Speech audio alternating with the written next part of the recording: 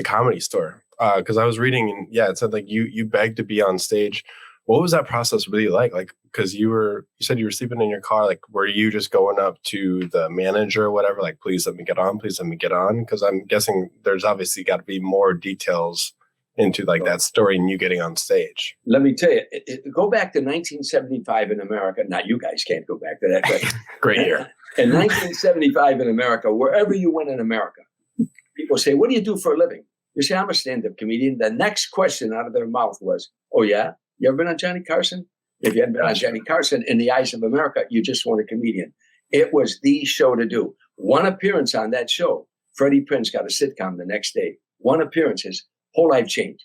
Johnny Carson left New York in 1972 and brought The Tonight Show out to Burbank, California. So the Comedy Store was the only game in town in those days. There was no improvisation, no Laugh Factory, none of the other clubs, just the Comedy Store. And people were getting discovered every single night at the Comedy Store. The energy was unbelievable.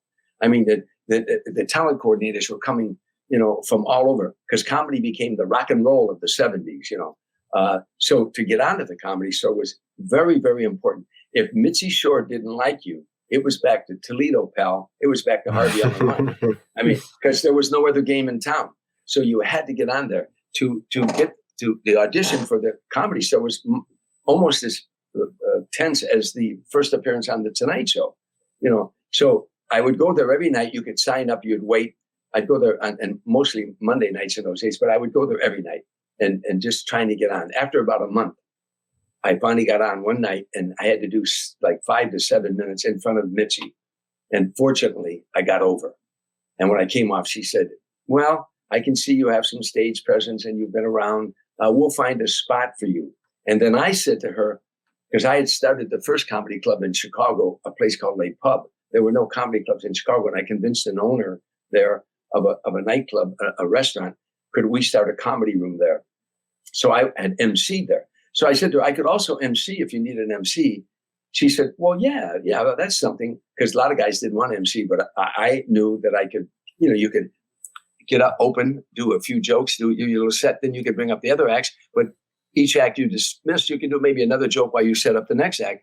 So it gave me more stage time. Anyhow, that all worked out. And that got me going, until I became a regular. And then I became at one time, one of the stars of the Comedy Store. I was working every night with all these unknown comedians, David Letterman, Jay Leno, Robin Williams, Gallagher, Michael Keaton. The girl waiting tables was Deborah Winger, Wow. Elaine Boozler. This was the show every night. I don't know whatever happened to those people, but I'm on this show with you. I'm on This Is You, not Untied. This is Untied.